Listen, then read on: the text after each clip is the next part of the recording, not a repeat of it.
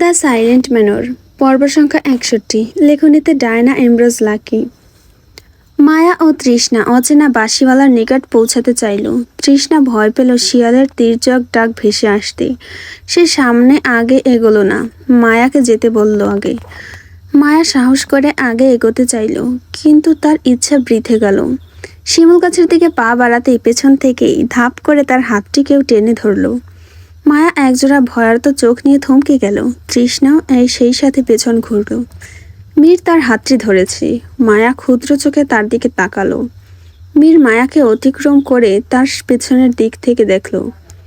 ঘোলাটে অন্ধকার, তার মাঝে মৃদু চাঁদের আলো ব্যতীত কিছুই নেই, যা এই মাঝরাতে দুটো মেয়েকে ঘরের বাইরে বের করে গহীন পথের আগমন করতে বাধ্য করতে পারে। মীর দূর পথ থেকে চোখ সরিয়ে নিল। মায়ার হাতটি ধরা ছিল শক্ত করে, ছেড়ে দিল। হাতটি লাল হয়ে গেল। মায়া ও তৃষ্ণা নত দৃষ্টিতে মীরকে পর্যবেক্ষণ করে। মীর বলল, এত রাতে তোমরা বাইরে কেন? প্রশ্ন করেই মীর দুজনের দিকে তাকালো। তৃষ্ণা কিছুই বলল না। মায়া একবার তৃষ্ণার দিকে চেয়ে দ্বিতীয়বার মীরের দিকে চেয়ে বলল, অচেনা বাঁশিওয়ালার সুর শুনতে পেয়েছিলাম, তাই আমি আর তৃষ্ণা দেখতে এসেছি কে সে। ছোটবেলা থেকে অচেনা বাঁশিওয়ালার গল্প শুনেছি, বড় হয়ে বাস্তবে পেয়েছি সুফিয়ান হায়দারকে, চোখে দেখিনি। এতটুকু বলেই বিরতি নিল মায়া। মীর মায়ার থেকে সম্পূর্ণ কথা শোনার জন্য অপেক্ষা করছে। মায়া ঢোক গিলে গলা ভিজিয়ে বলল, এর আগেও একদিন অচেনা বাঁশিওয়ালার সুর শুনতে পেয়েছিলাম, কিন্তু তাকে দেখিনি। আজও সেই একই সুর পেয়েছি, তাই ছুটে এসেছি তাকে দেখতে। আমি কোনো অচেনা বাঁশিওয়ালার সুর শুনতে পাচ্ছি না, এসব তোমাদের মন গড়া কথা। মায়া ও তৃষ্ণা সজাগ হলো যেন হঠাৎ। সত্যি এখন কোনো বাঁশির সুর ভেসে আসছে না। মায়া ব্যাকুল হয়ে চারিদিকে তাকালো। না সুর আসছে, না গাছের নিচে কেউ বসে আছে। মীর কোমল কণ্ঠে বলল, শোনো মেয়ে, হুটহাট ঘর থেকে বের হবে না, কখন কি হয়ে যায় বলা যায় না। আমাকে নিয়ে আপনার ভাবতে হবে না, আমার কিছু হলেও বা কি, তাতে তো আপনার কিছু যায় আসে না। মীর মায়ের দিকে উত্তাপ নিয়ে তাকালো, তবে কণ্ঠনালীতে সেই টান আনল না। ধরে নিলাম আমার কিছু যায় আসে না, এখন বাড়ি চলো, একা এসেছি একাই যাব। এত বেশি সাহস দেখিও না, চলো। বলেই পথ ছেড়ে দিতে মায়া পুনরায় বলল, বললাম তো আপনি যান, আমরা একাই যাব। তৃষ্ণা তো আগেই চলে গিয়েছে, বলে মীর হাসল। মায়া পাশে তাকিয়ে দেখল তৃষ্ণা চলে গিয়েছে। এতক্ষণ মীরের সাথে কথা বলার জন্য পাশে থাকা মানুষটির প্রতি খেয়াল হারিয়েছিল। উকি দিয়ে একবার বাড়ির পথে দেখল তৃষ্ণা চলে যাচ্ছে। মায়া তবুও সাহস আছে বলে অভিনয় করে বলল, আপনি যান, আমি আসছি। কেন? তুমি কি বাঁশিওয়ালাকে খুঁজতে যাবে? মীর খানিকটা রেগে গেল। যেথায় যাই, আপনার সমস্যা কি? আমার সমস্যা, ঝগড়াঝাটি করার ইচ্ছে থাকলে ঘরে বসে করবে, এখন চলো। আপনি যান, আমি তারপর একা একা আসছি। আর আমাকে নিয়ে আপনার এত চিন্তা করতে হবে না, আমার কিছু হলেই বা কি। অনেক কিছু হবে। প্রথমত, আদ্রিয়ান বিয়ের আগেই বিধবা হবে। দ্বিতীয়ত, তোমার বাবা মেয়ে হারাবে, তোমার মা কান্নাকাটি করবে। ছেলেরা বিয়ের আগে বিধবা হয়? মায়া ভুরু কুঁচকে ফেলল। হয়, তাই বলছি চলো। সে হোক বিধবা, আপনার তো আর কিছু যায় আসে না, তাহলে চলে যান আপনি।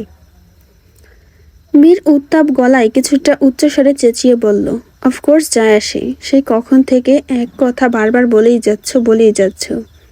হয়রান হয়ে যাচ্ছি। মীরের এরূপ শব্দে মায়া থ হয়ে গেল। নিষ্পলক তাকিয়ে রইল মীরের দিকে। মীর দৃষ্টি সরিয়ে ফেলল অন্যদিকে। আড়াল যেন কিছু বলল, তবে তা অস্পষ্ট। শুনেছে শুধু প্রকৃতি। মায়া খুশি হয় মীরের মুখে এরকম কথা শুনে। মীর তাকে নিয়ে ভাবে, তার কিছু হয়ে গেলে তার যায় আসে। এক টুকরো হাসি দিয়ে চলে আসলো মায়া ঠোঁটের ফাঁকে, কিন্তু তার হাসি দীর্ঘতম হলো না। মীর দম ছেড়ে বলল, কারণ তুমি আমার খালাতো বোন, তোমার কিছু হলে ভাই হিসেবে একটু তো খারাপ লাগবেই, তাই না? মায়ের মুখটা ধোঁয়াময় হয়ে গেল। তার শরীরে শীতের পোশাক নেই, পাতলা ওড়না জড়িয়ে ধরল। মীর তা দেখে বলল, অচেনা বাঁশিওয়ালার সুর এতটাই তীক্ষ্ণ যে শীতের পোশাক অবধি আনতে ভুলে গেলে? বলেই তার শরীর থেকে মোটা কালো রঙের জ্যাকেটটা খুলে মায়ের শরীরে জড়িয়ে দিল। দরদ দেখাতে হবে না, মায়া বলল। দয়া দেখালাম, দরদ দেখিয়ে কি হবে? তুমি তো অন্য কারো জিনিসের প্রতি হাত বাড়াই না। আপনি তো হাত বাড়িয়ে দিলেন। হাত বাড়িয়েছিলাম ভুলে, কিন্তু ছুঁয়ে দেখিনি। চলো, রাতটা আমরা দুজনেই উপভোগ করি। কলঙ্ক লাগবে, লাগুক। দু চারটে কলঙ্ক থাকা ভালো, পুরোপুরি পরিষ্কার থাকলে অহংকার বাড়বে। আপনি তো অনেক কথা জানেন। সময় ও পরিস্থিতি অনেক কিছু বলতে শেখায় মেয়ে, বলেই ঠোঁট বাঁকিয়ে হাসে মীর। বাড়ি ফিরবো। এতক্ষণ আমি বলছি যাওনি, আর এখন যেতে দেব না। আগে চলো আমার সাথে আমাদের এই রাতটা উপভোগ করি মন মতো। শিমুল গাছের দিকে যাই। মায়া একবার শিমুল গাছের দিকে তাকালো, দ্বিতীয়বার মীরের দিকে চেয়ে সম্মতিমূলক মাথা নাড়ায়। মীর ও মায়া পাশাপাশি হাঁটা শুরু করে। ধান ক্ষেতের আইল ধরে মায়া ঘুরে ঘুরে কাত পাশ থেকে মীরকে দেখল। সাদা রঙের একটা গেঞ্জি পরনে, আজ প্রবল শীত, কিন্তু শীত যেন তাকে ছুঁতে পারছে না। মীর বলল, কি দেখছো? মায়া নাসূচক মাথা নাড়ায়। দুজনেই পৌঁছে শিমুল গাছের নিচে। শিকড়ের উপর বসে মায়া। মীর বসলো দুই হাঁটু ফাঁক করে। রাত বাড়ছে ধরণীতে। খোলা খেতে শস্য বাতাসে চারিপাশ মুখরিত হয়ে উঠল যেন। মীর আধারে খুঁজে একটা ছোট্ট ডাল হাতে তুলে মাটিতে আঘাত করতে শুরু করলো। মায়া দৃশ্যটি দেখে দ্য সাইলেন্ট ম্যানের বইটির ফারদিনার কথা আরেকবার সুফিয়ানের কথা মনে পড়ল। সুফিয়ান গভীর চিন্তায় ডুবে থাকলে মাটিতে আঁকিঝুঁকি করত, নদীর তীরে বসে থাকলে ঘাস টেনে ছিঁড়ত। বেশ মিল পেল মায়া। আপনাকে সুফিয়ান হায়দারের মতো লাগছে, মায়া বলল মীরের চোখের দিকে তাকিয়ে। মীর হাত থামিয়ে জবাব দিল, সুফিয়ান হায়দারের মতো ভাগ্য না হোক, হলে কি? মীর গভীর শ্বাস ফেলে বলল, সুফিয়ান হায়দার যতটা কঠিন জীবন পার করেছে, এরকম বোধ হয় কোনোদিন হয়নি। নিজের বোন সহ পুরো পরিবার গ্রামবাসীদের বাঁচাতে নিজের প্রিয় মানুষটিকে নিজের হাতে হত্যা করলো, এরপর নিজেও মরল। আমি মরতে ভয় পাই না, কিন্তু নিজের চোখের সামনে প্রিয় মানুষটির কিছু হোক তা চাই না, সহ্য করতে পারবো না। খোদার কাছে ফরিয়াদ, আমার প্রিয় মানুষটির কিছু হওয়ার আগে যেন আমাকে দুনিয়া থেকে নিয়ে যান। খুব ভালোবাসেন তাকে, তাই না? নিজের থেকেও বেশি। আপনার কাছে প্রেম ভালোবাসার মানে কি? প্রেম হলো সৌন্দর্য ও সত্যের দিকে আত্মার যাত্রা। শারীরিক আকর্ষণ দিয়ে প্রেম শুরু হলেও প্রকৃত প্রেম মানুষকে জ্ঞান, নৈতিকতা ও আত্মিক উৎকর্ষের দিকে নিয়ে যায়। এতটুকুতেই সীমাবদ্ধ? মীর হেসে দূর কুয়াশার দিকে চোখ ফেলে বলল, প্রেমের ব্যাখ্যা দেওয়া যায় না সংক্ষেপে। প্রেম থাকে জীবন জুড়ে। প্রেম মানুষকে শূন্য থেকে পূর্ণ করে, প্রেম মানুষকে ধ্বংস করে।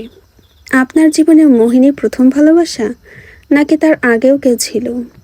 ছিল একজন, তাকে আজও ভালোবাসি। যাকে দিয়ে ভালোবাসার সূচনা হয় তাকে কি কখনো ভোলা যায়? কে সে?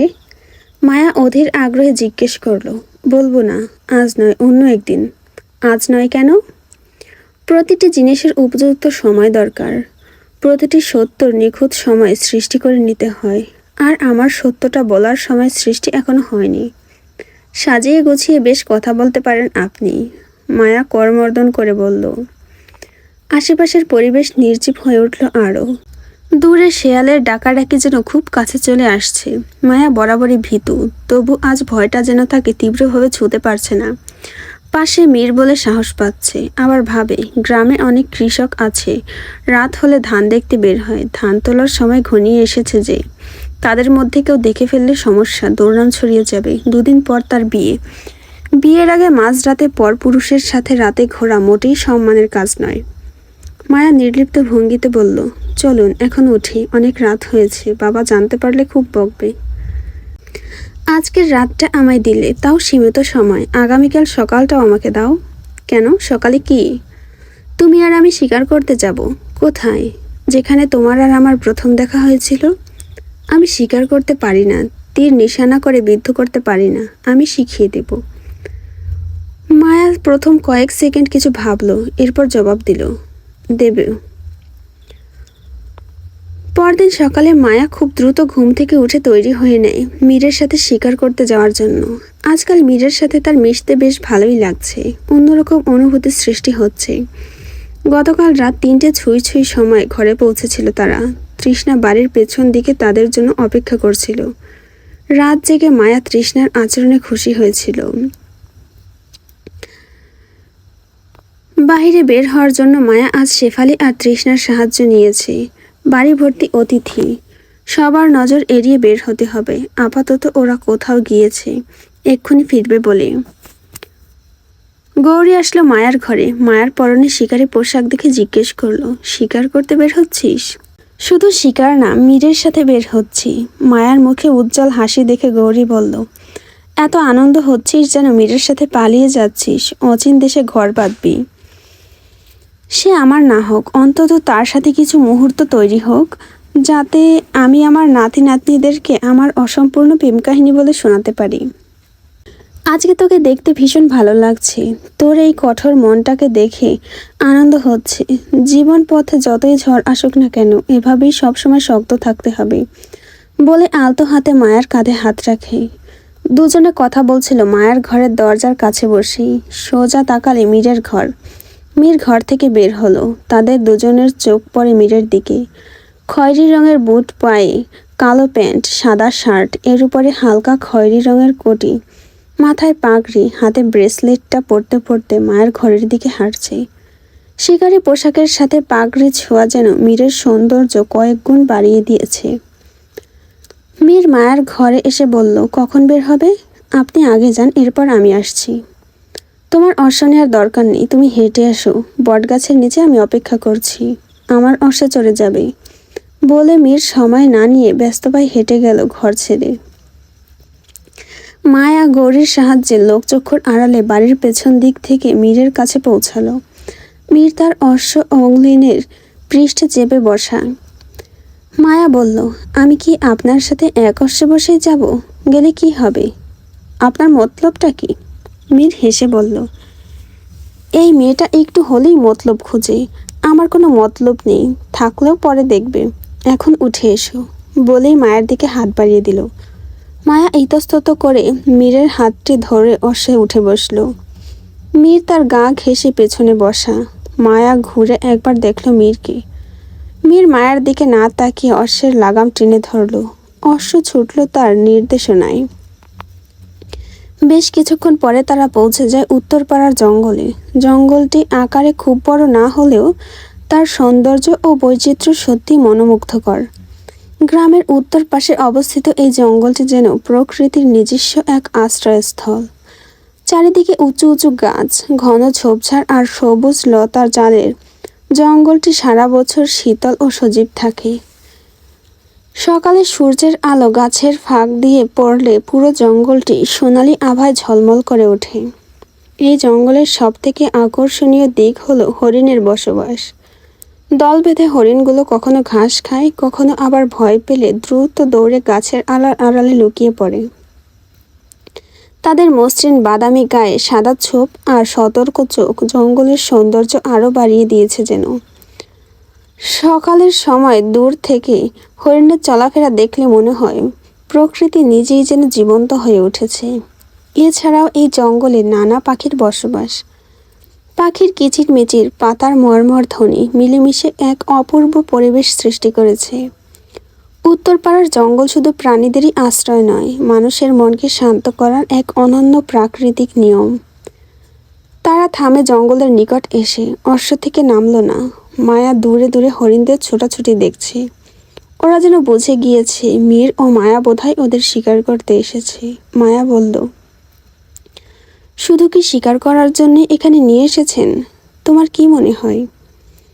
মীর যেন সোজা প্রশ্নে সোজা জবাব দিতে নারাজ। আমি ঠিক বুঝতে পারছি না। মীর মায়ার কানের কাছে মুখ নিয়ে মিনমিন সুরে বলল, মূল উদ্দেশ্য তোমাকে শিকার করা। মানে? মায়া আকস্মিক অবাক হলো।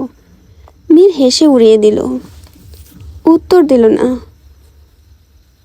ত্রিনির থেকে তীরফলক বের করে মায়ার হাতে দিল। মায়া বলল, আমি তীর ছুটতে পারবো না। মীর কোনো জবাব না দিয়ে মায়ার ডান ও বাঁ পাশ থেকে মীরের হাত দুটো সামনের দিকে নিয়ে তীর ধরল। মায়ার হাতে হাত রেখে তীরটির নিশানা ঠিক করল।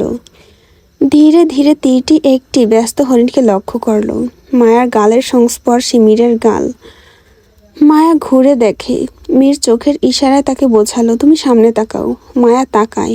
এরপর মীর তীর ছুঁড়ে হরিণকে শিকার করে ফেলল। মায়া হেসে উঠল গগন কাঁপিয়ে। মায়ার মাত্রাতিরিক্ত সুন্দর হাসি মীর স্বীকার করে মনে মনে। এরপর দুজনে নেমে দাঁড়ালো অশ্ব থেকে, হেঁটে গেল হরিণটির কাছে। মায়া চারিপাশে তাকিয়ে বলল, আচ্ছা, এই জঙ্গলে কেউ আসে না কেন? কেন সবাই এই জঙ্গল থেকে দূরে থাকতে বলে? এক ভয়ঙ্কর ঘটনা ঘটেছিল এই জঙ্গলে, তুমি জানো না?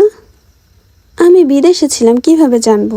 আপনি সেই ঘটনার সম্পর্কে জানলে বলুন দয়া করে। মায়া অনুরোধ করলো যেন।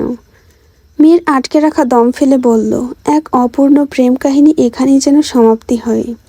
দরিদ্র ঘরের ছেলের সাথে সম্ভ্রান্ত পরিবারের মেয়ের সম্পর্ক পরিবার মেনে নেয়নি, কিন্তু সেই প্রেমিক ছিল যেন শাহজাহানের মতো। ছুটে গেল সেই মেয়ের বাবার কাছে। যে কোনো বিনিময়ে সেই মেয়েকে জীবনসঙ্গী হিসাবে তার চাই। বেঈমান বাবা শর্ত দিলেন, এই জঙ্গলে এক রাত কাটাতে হবে তার। তখনকার সময় এই জঙ্গলে বাঘ, চিতাবাঘ বসবাস করত। সাহস করে উন্মাদ প্রেমিক রাজি হয়, কিন্তু শেষমেশ তাকে প্রাণ দিতে হয় ভালোবাসার বিনিময়ে। এই জঙ্গলের জানোয়ারেরা, জন্তুরা তাকে ছিঁড়ে খুঁড়ে খায়। এরপর তার প্রেমিকাকেও আর খুঁজে পাওয়া যায়নি, আজও খুঁজে পাওয়া যায়নি ওকে। মীর কথাটা শেষ করতে না করতেই একটা তীর ফলক এসে তার বাঁ হাত ছুঁয়ে বেরিয়ে গেল। মীর শব্দে আঁতকে উঠল।